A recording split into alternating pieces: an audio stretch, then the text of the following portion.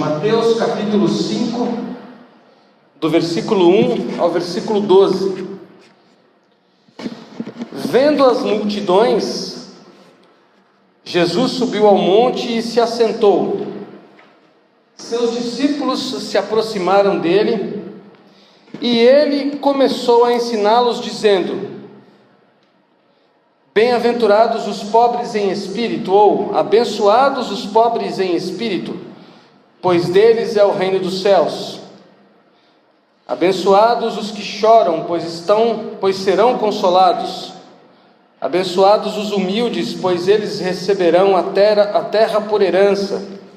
Abençoados os que têm fome e sede de justiça, pois serão satisfeitos. Abençoados os misericordiosos, pois obterão misericórdia. Abençoados os puros de coração, pois verão a Deus. Abençoados os pacificadores, pois serão chamados filhos de Deus. Abençoados os perseguidos por causa da justiça, pois deles é o reino dos céus.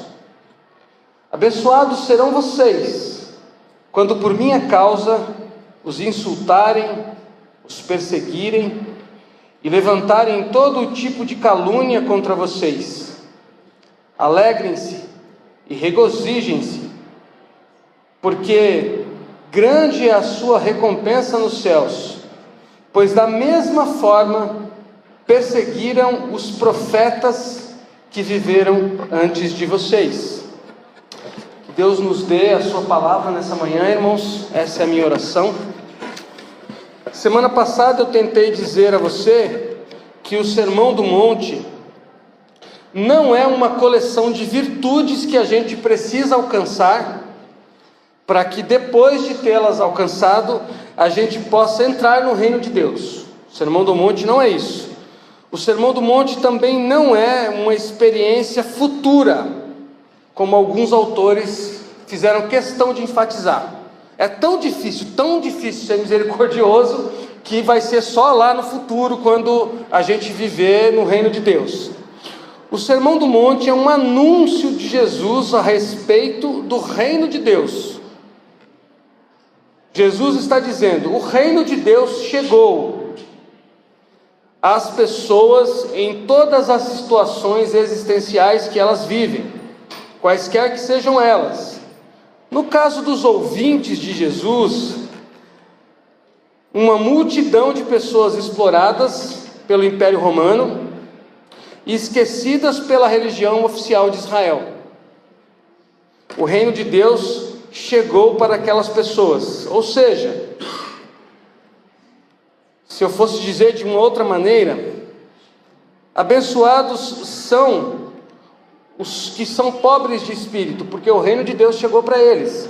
Abençoados são os humildes, porque o reino de Deus chegou para eles. Abençoados são aqueles que têm fome e sede de justiça, porque a fome deles vai ser saciada, porque o reino de Deus chegou para eles. E Jesus, que é a porta de acesso ao reino, estava na frente deles, conversando com eles. Portanto, o Sermão do Monte não é uma coleção de virtudes que a gente tem que perseguir. O Sermão do Monte é o relato de como o reino de Deus chega àquelas pessoas através de Jesus, que é a porta para o reino. Assim como em João capítulo 10 ele vai dizer: eu sou a porta para o aprisco, vocês são as ovelhas. Vocês entram por mim no aprisco, que é a casa do meu Pai. Hoje eu quero me debruçar sobre a primeira palavra do primeiro versículo do capítulo 5. Aí na sua tradução provavelmente está bem-aventurado ou felizes. Algumas traduções vão trazer a palavra abençoado ou abençoados. Essa palavrinha aí é essencial para a gente entender a mensagem de Jesus, especialmente no Sermão do Monte. E eu sei que você já sabe disso, mas não custa repetir, que a maioria dos escritores da Bíblia eram judeus, ou seja, eram hebreus, Eram homens do Oriente Médio, semitas, que tinham um tipo de mente, um tipo de cabeça. Mas esses homens usaram uma língua que não era uma língua oriental, uma língua do Oriente Médio, para escrever o Evangelho. A língua da revelação é o hebraico, mas a língua da propagação do Evangelho é o grego, certo? O que isso significa e por que isso é importante para a gente? Isso significa que esses homens continuaram pensando como hebreus. É como um chinês traduzindo um texto do mandarim para o inglês, ele não deixa de ser chinês. Ele só está transferindo para o inglês aquela mensagem, mas ele continua sendo um homem chinês. Bom, os escritores bíblicos não deixaram de ser judeus, homens semitas, homens do Oriente Médio Antigo. Por isso que essa palavrinha que Jesus diz, bem-aventurados, é muito importante para a gente poder entender o Sermão do Monte.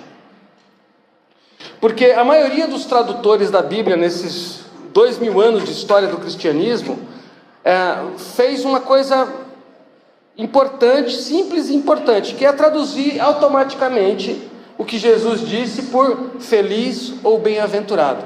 Acontece que a palavrinha que Jesus diz aí, o significado dela de bem-aventurança e felicidade é o último significado. Imagina, quando você pega um dicionário, é assim que a gente vê, né? A gente vê a palavra e vê o significado dela, e tem vários significados, certo? E tem o último significado da palavra. Essa palavrinha que Jesus disse que foi traduzido por bem-aventurado, não é bem-aventurado, em primeira instância. A palavrinha hebraica é ashrei. Ashrei é caminhar, é em marcha. Não tem nada a ver com felicidade. Inicialmente, depois eu vou explicar que tem a ver, mas inicialmente não tem a ver com felicidade. É como se Jesus estivesse dizendo assim, ó, gente, caminhem, permaneçam em marcha.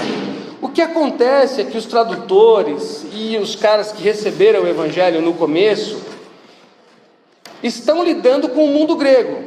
E os gregos tinham uma proposta de felicidade, uma proposta filosófica de felicidade, de homem feliz, de homem ideal. E esses homens que estão traduzindo o Evangelho, o Mateus, o João, o Marcos, o Lucas, estão lidando com essa cultura. E o que eles fazem? Como judeus, eles vão usar uma palavra grega que mais se aproxima da palavra hebraica. E os tradutores que vão seguindo eles mais para frente, vão usando essa palavra sem pensar nela. E a palavra vai sendo colocada em cima da palavra ashrei, e vão colocando bem-aventurado, feliz, só que se esquecem do cerne da palavra. E aí chega para a gente assim, bem-aventurado, e aí a gente começa a interpretar exatamente assim, para ser feliz eu tenho que ser misericordioso. Então, mesmo tomando 7-1, se um alemão bater lá na minha casa, eu tenho que ser misericordioso com ele. Há controvérsias por causa dessa leitura equivocada do texto. E é isso que eu vou tentar explicar rapidamente para você, nesses 20 minutinhos que a gente tem. Bom, a palavrinha dita por Jesus, ashrei, é a primeira palavra do Salmo 1. Ontem eu fiz o Lucas recitar quase que o versículo inteiro do Salmo 1. Salmo 1 começa assim: como é feliz aquele que não segue o caminho dos ímpios, certo? Então, o não segue, a palavra é ashrei. Jesus é judeu, Jesus não é grego, nem americano, nem africano, Jesus é judeu. E Jesus está trazendo junto com ele toda essa tradição. Ele pensa como um homem judeu. E quando ele vai explicar para aquelas pessoas que estão ouvindo ele, os discípulos e aquela multidão de pessoas que estão o seguindo, o que é o reino de Deus, a primeira coisa que ele diz é isso aí: olha gente, é o seguinte, lembrando lá do Salmo 1, que vocês aprenderam com o nosso pai Davi, ashrei. Essa palavrinha vai aparecer de novo no Salmo 119, a primeira palavra do Salmo 119. Veja como Jesus conhecia a Bíblia dele.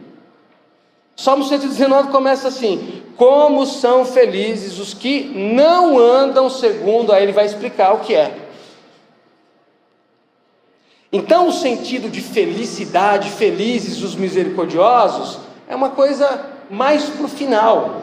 O primeiro sentido é: caminhem.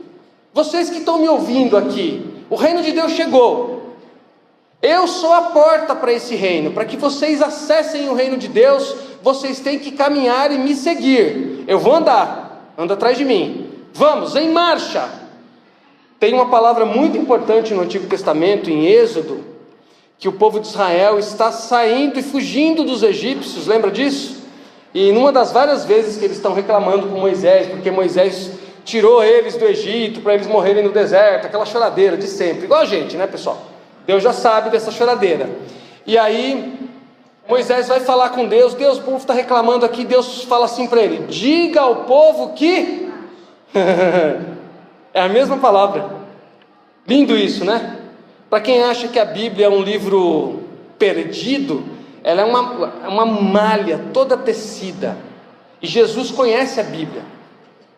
E quando ele começa a dizer o Sermão do Monte, ele está trazendo toda essa tradição para o século I. Ele está dizendo: prestem atenção, vocês aprenderam com os antigos, em marcha, caminhem.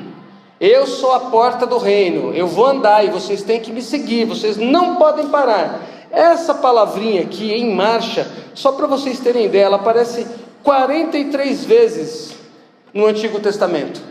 E ela só aparece em momentos muito especiais do texto bíblico. Nos estudos de Bíblia hebraica, que a gente chama lá na USP, chama-se palavra guia. É mais que palavra-chave. É como se fosse, imagina uma dobradiça de porta. Então imagina que o texto bíblico é isso.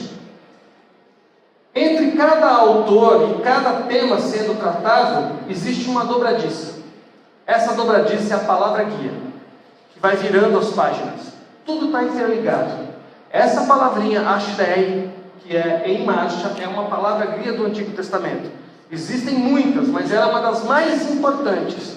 Para entender o que foi dito nos primeiros 5 livros da Bíblia, tem que entender essa palavrinha. E Jesus está recuperando isso, gente. É isso que ele quer que os ouvintes dele percebam. E a coisa mais linda dessa palavrinha é o seguinte: que ela tem referência com caminho, com caminhar, com seguir.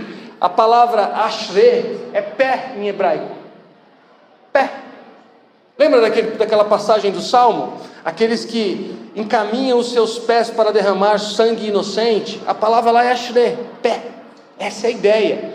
O que é, segundo Jesus, essa bem-aventurança, essa felicidade?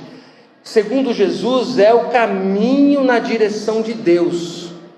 É o caminho reto na direção de Deus. E o caminho reto na direção de Deus é seguir Jesus. É isso que ele quer que eles entendam.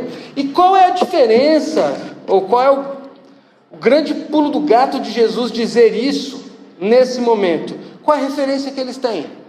Já disse semana passada, Moisés no monte, trovões, aquela coisa toda, e agora tem um cara ali diante deles, falando com eles, olhando no olho. Quando ele vê alguém sofrendo, ele chora.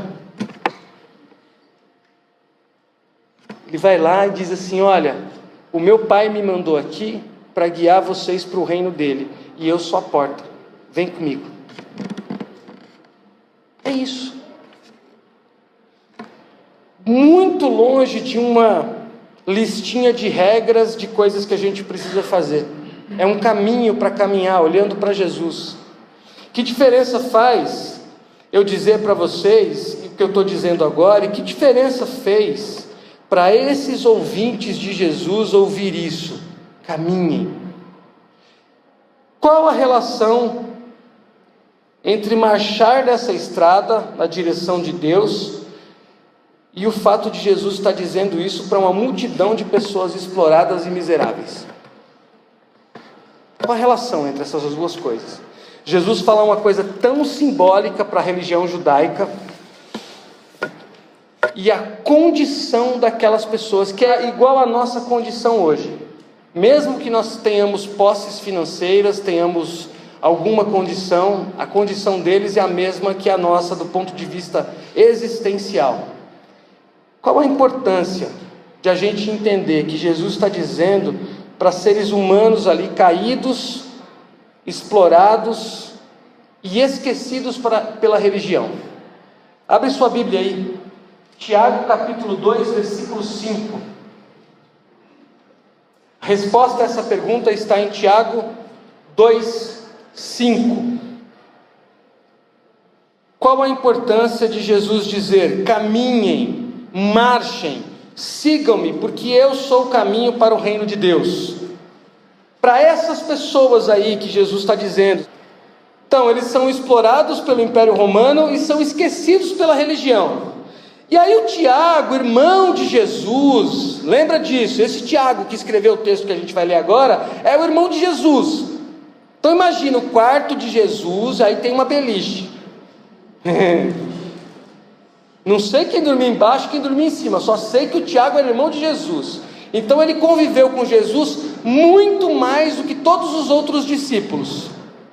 E ele entendeu muito bem o que Jesus quis fazer e quis dizer. E olha o que o Tiago disse: ouçam, meus amados irmãos, não escolheu Deus os que são pobres aos olhos do mundo, para serem ricos em fé e herdarem o reino que Ele prometeu aos que o amam? Resumo da ópera. Jesus está dizendo assim: olha, vocês já receberam a fé para essas pessoas exploradas. Então, assim, já adiantando um pouco a nossa conversa, quando você se deparar com uma pessoa que está totalmente fora dos padrões de higiene, de vestimenta, de comportamento da nossa cultura brasileira, perambulando aí por uma rua, bêbado, maltrapilho, não olhe para essa pessoa de qualquer maneira. Pode ser que ele seja uma dessas pessoas aqui que Deus escolheu e que tem fé.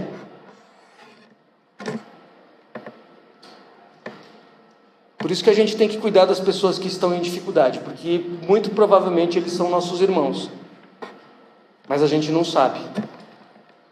Quando Jesus se depara com essa turma de pessoas exploradas, Ele está dizendo para eles: o reino de Deus chegou para vocês, portanto continuem caminhando, ou seja, continuem vivendo e me seguindo. E olha que lindo como acaba esse versículo. Ele escolheu os que são pobres aos olhos do mundo para serem ricos em fé, em confiança em Deus, para herdarem o reino que Ele prometeu aos que? Ou seja, o Evangelho não é uma conversa sobre andar numa linha retinha de moralidade, é sobre amar a Jesus. E aí a gente vai se deparar com pessoas maltrapilhas que não pisaram numa igreja evangélica. Não pisaram, mas receberam a fé. E se você já teve o privilégio de conversar com uma pessoa que parece que está fora da realidade, eles dão um banho de conhecimento e de experiência com Deus em nós. Quem já conversou com um mendigo na rua assim? Conversar mesmo. Conversar, olhar no olho, perguntar o nome. Daqui a pouco o cara começa a falar de coisas de Deus e você vai ficando pequenininho, não é, Lucas? Pequenininho, e você sai com o rabinho entre as pernas e vai falar assim: não sei nada de Deus. Não sabe mesmo, porque Deus deu a fé a essas pessoas. E a gente começa a pensar que a gente que está do lado de dentro da religião é que recebeu a fé. Nós também recebemos, mas eles também receberam. É isso que Jesus está tentando dizer. Aqueles que estão fora dos padrões que o Estado colocou, que a religião colocou, que as nossas ideias colocaram, o reino de Deus chegou para eles. E se a gente for capaz de entender isso, a gente está no caminho do Messias. O Sermão do Monte está começando assim. Eu não li o Sermão do Monte ainda, gente. Nós estamos na primeira palavra. Caminhem. Se a gente perceber isso, a gente está no caminho do Messias. Se a gente não perceber, a gente não entendeu. Se a gente ainda ficar separando as pessoas pelo que elas são ou deixam de ser, pela religião que elas professam ou não, pelos que elas dizem ou não, pelo que elas postam no Facebook ou não, a gente ainda não entendeu o caminho do Messias.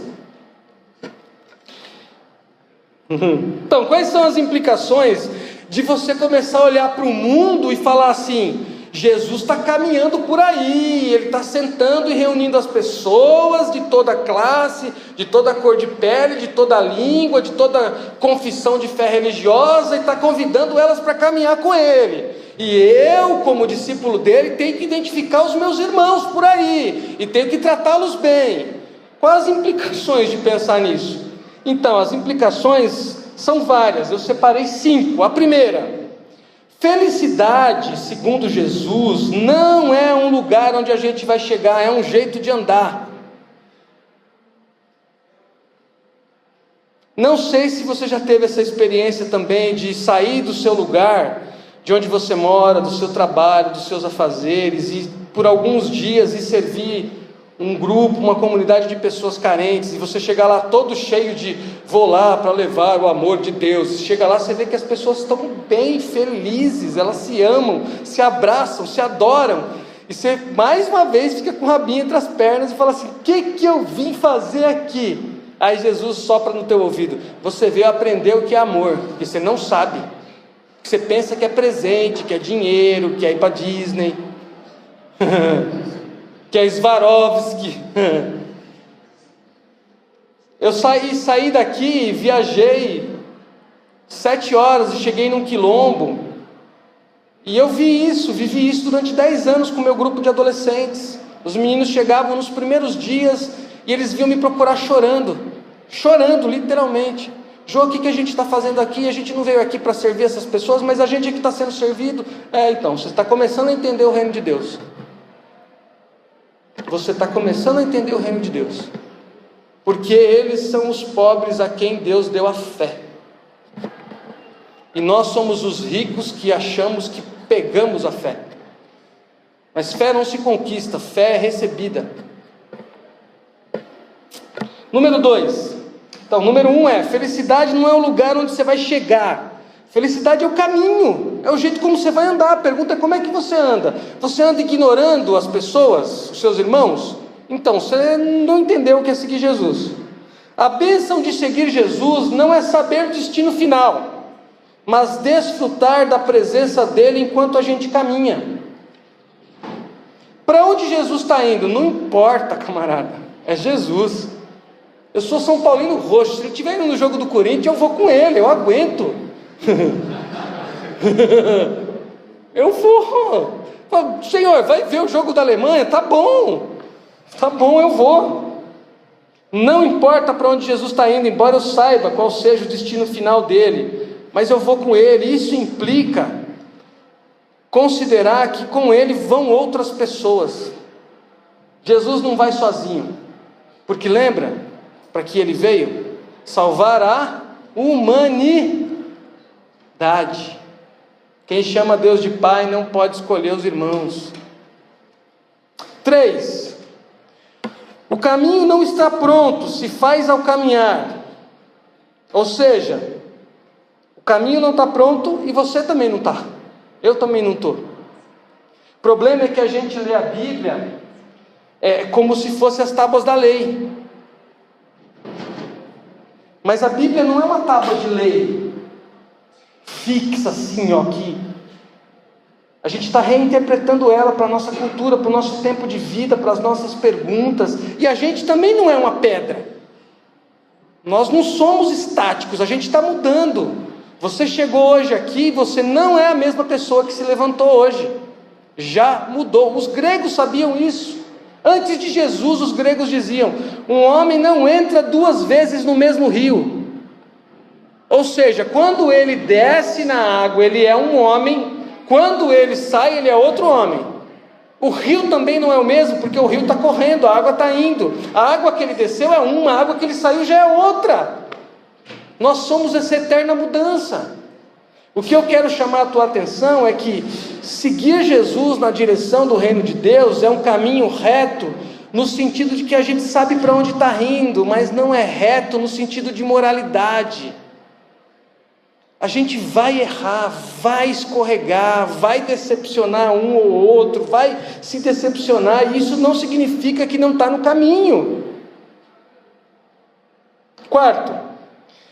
Enquanto a gente caminha pela estrada que leva ao reino de Deus, seguindo Jesus, a gente não deve fazer acepção de pessoas para não correr o risco de colocar para fora da estrada alguém que Jesus colocou dentro da estrada.